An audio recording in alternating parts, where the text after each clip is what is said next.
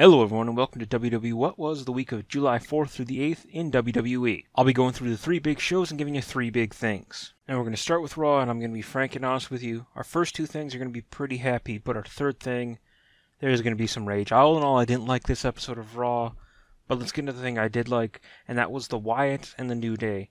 I love where this feud is going. This week we saw a brief glimpse at the creepy, weird compound of the Wyatts. They've invited the New Day there. I'm excited to see where this goes, but the thing I was most excited about this week, as much as WWE likes to crow about our story and our characters and this, that, and the other thing, this week we had some honest to goodness character development within the New Day. Now, normally, New Day's kind of laughed everything off, what with Save the Tables and Bootios and all this stuff, and the unicorn stuff, but this week, we actually had Xavier Woods, who's been shown visibly scared of the Wyatts, actually sort of walk out on Kofi and Big E while they were mocking the Wyatts and accepted the challenge to go to the compound. It was really good. I liked it. I'm excited to see where they go with this compound thing. At the very least, it'll be better than the final deletion. Now, this next bit was my favorite part of the night, up until a point. I'm talking about the John Cena, AJ Styles continuation of their feud, and the absolute, I can't tell you how much I loved what the club did in this. I had such a big smile on my face. I watched this, and then I beat up John Cena. Over and over again, the club talked about what they were going to do on various holidays, Carl Anderson's hot Asian wife, and then beating up John Cena.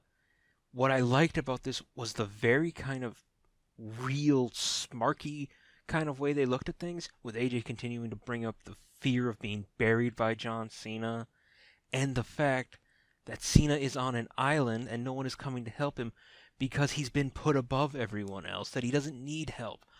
Oh, it was so good. There's so much they could do with this, and then they threw it away. What they could have done for weeks, up until the go home before Battleground, is have the club, it's like they say, beat up John Cena. Every match he's in, every segment he's in, he's haunted by the club. They beat him up, they run him down. The club look vicious. And at this very low point, he's actually shown to be human and low. Then he gets help to deal with the club. But instead, they're starting to beat him up, and then Enzo and Cass hit the ring. Cena pops up like a jackrabbit. The club looks silly. Gallows and Anderson still look like henchmen. All in all, they shot a golden goose in the foot. It was a of a moment. But, again, I'm going to finish giving you this big thing, and then I'm going to beat up John Cena. Now we move to the dark part of the show. As happy as beating up John Cena and the creepiness of the Wyatts makes me, we can't ignore the elephant in the room, and that is this Raw was full to the brim with America. Yes, it was the 4th of July, which is when America declared its independence. Yay! But did you have to absolutely drown this show in American independence iconography? Okay, to start off the show, we had the silly bit with the food fight, which was goofy, but okay, it's the holiday, give you a pass, plus Kevin Owens made me laugh. Then we had the serious bit with Lillian Garcia coming out and singing the national anthem, and then a USA chant. Okay, great. That should have been where we ended it.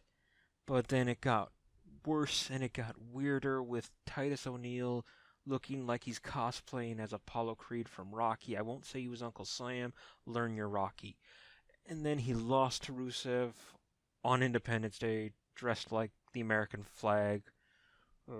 He lost in front of his kids on Father's Day. I guess Vince isn't still happy with Titus. Okay, it could have ended there.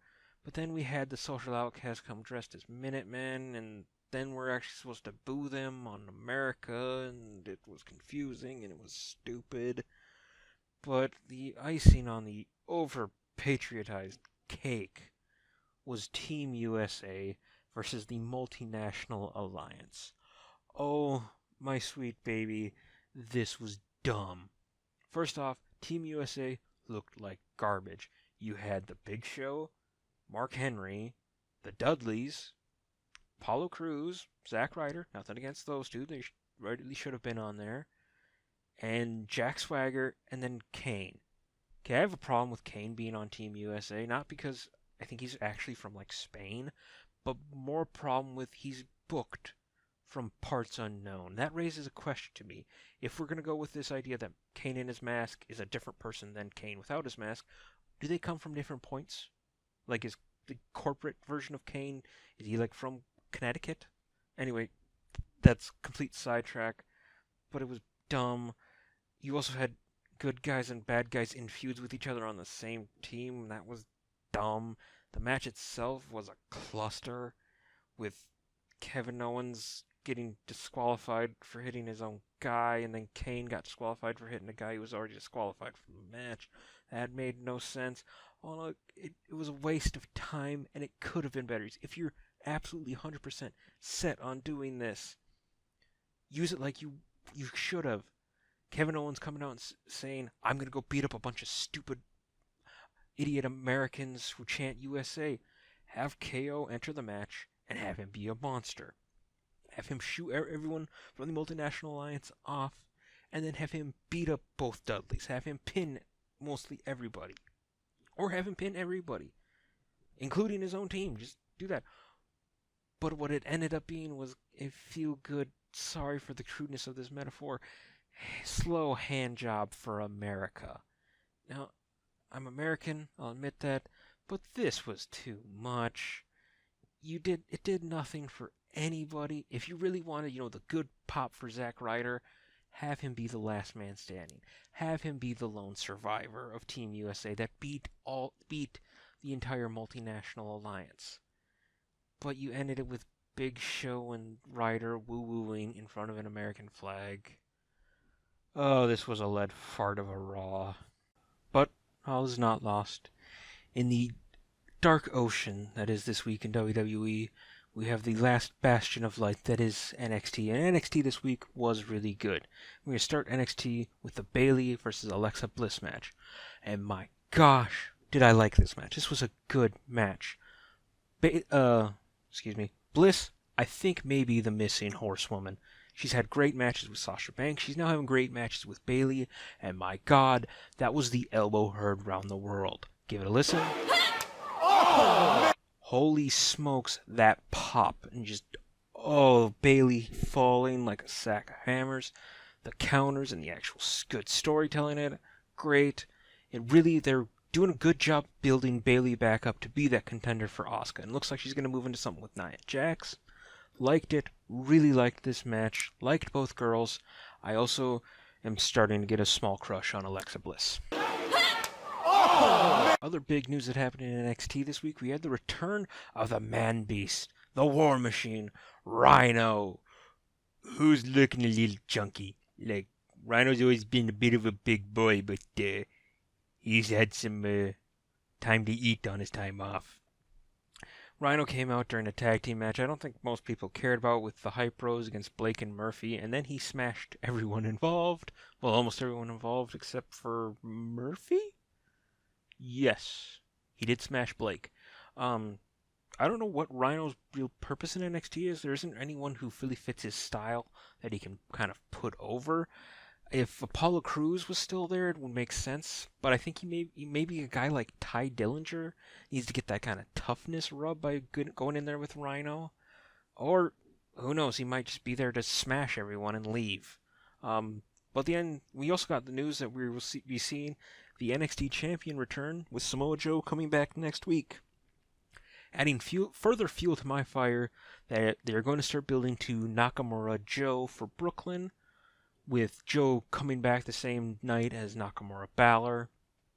I could be completely wrong, and Balor could win next week, but I think it's more likely Nakamura goes over Balor, challenges Joe at Brooklyn, while Balor goes up and joins the club. But good to have Rhino back, and good to see that Joe's coming back. And then to end NXT with the match of the week, we had the 2 out of 3 falls contest between the Revival and American Alpha. I love American Alpha and Revival. They give you something new. that's old, but they give it in a new way. It's all that's old is new again with the Revival, which makes sense because that's their name. Wow, I just connected those dots. But this was a great match. They went a really long time without getting that first fall, and that first fall with Jordan having him in the ankle lock, Jack Swagger. That is how a big guy is supposed to do an ankle lock. It's supposed to be tight. It's supposed to look painful. It's not supposed to be up by your ear and guys flailing around. But the dueling ankle locks and that inverted figure four that Dawson uses, that's a good finish. And I can see that's how they set up kind of breaking people's knees when they were doing it to guys like Big Cass. But that was good. I do have some questions about the finish, mostly because the Shatter Machine, as cool as a finish it is, it's kind of like the new evolution of the 3D, and how they got into this finish with the counters of Grand Amplitude into a Shatter Machine attempt, into Chad Gable trying to literally murder Scott Dawson by German suplexing him out of the ring. But doing the Shatter Machine onto the side of the ring, which is the hardest part of the ring, how does that actually hurt the guy who's getting Shatter Machined? It seems like that hurts Dash Wilder a whole heck of a lot more. It's the same thing when they did the Shatter Machine to guys on the outside. I know it hurts because they're landing on Wilder's knees, but I gotta think that's murder on his back. But that notwithstanding, it was a good match. It sets Revival up as the standard bearers. They could be looking at Gargano and Ciampa going into Brooklyn, while American Alpha deals with the Authors of Pain, or they could build Authors of Pain up to the point where they're going to be challenging Revival. Who knows? That's the thing I like about NXT is I don't know, and I'm excited to see what happens. Now, as much doom and gloom as Raw was, and as great as NXT was, we come to the 50-50 eh-ness that was SmackDown. Now, I have to give SmackDown a lot of credit, and whoever came up with this, I like what you did.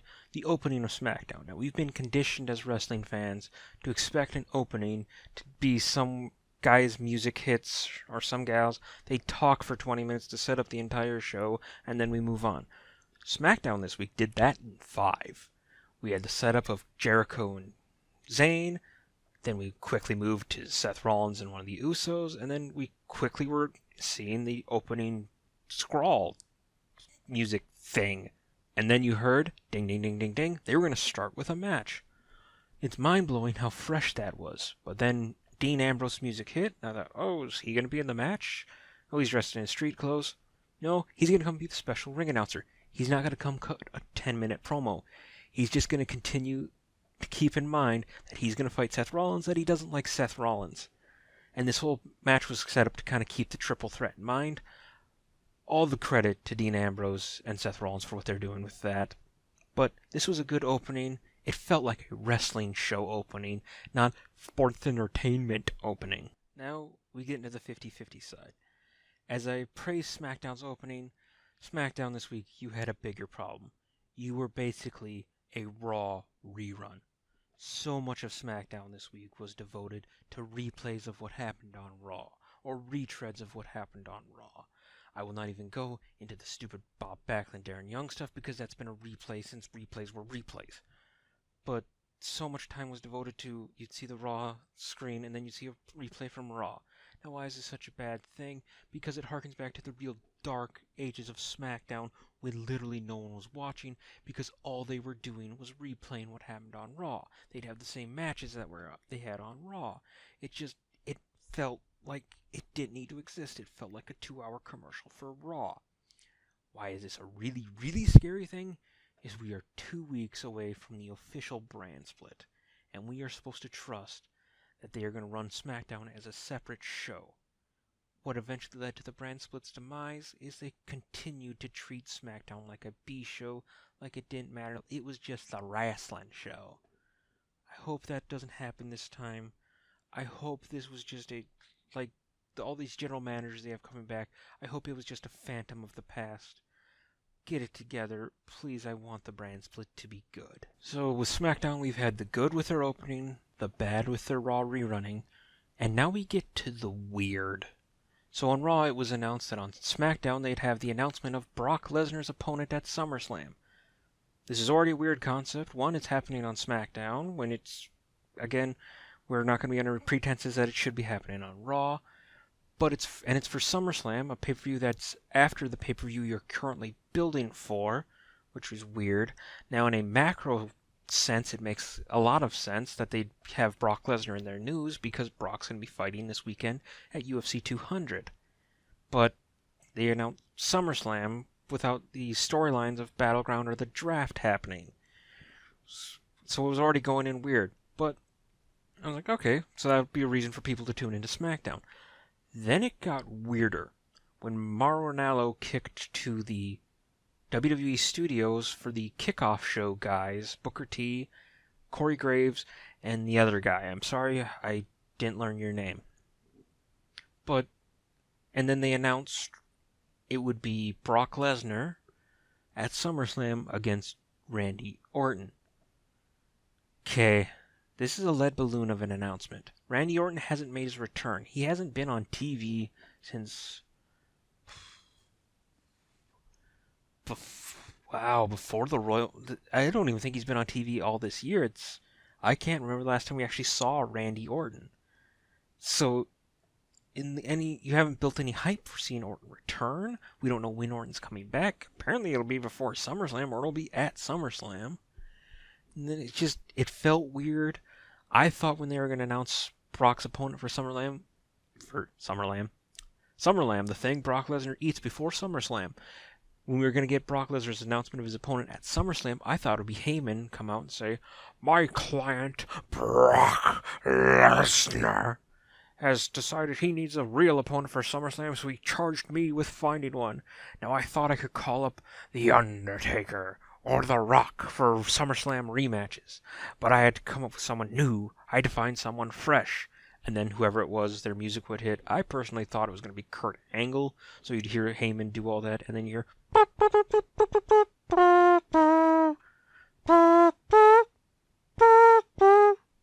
and Angle would come out. That would be huge. Everyone would lose their mind. But instead we got a still image, Brock Lesnar versus Randy Orton.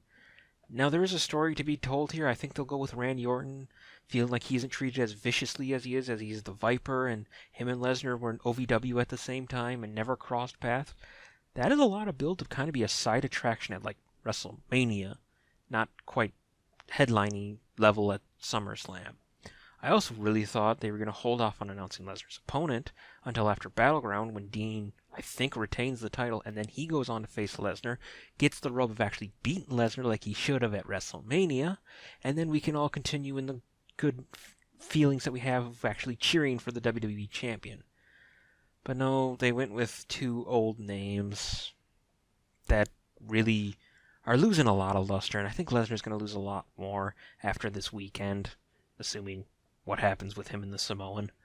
But as much of a lead balloon this week in WWE is, with NXT being the helium that barely keeps it afloat, maybe next week will be better, but that WWWhatwas this week in WWE.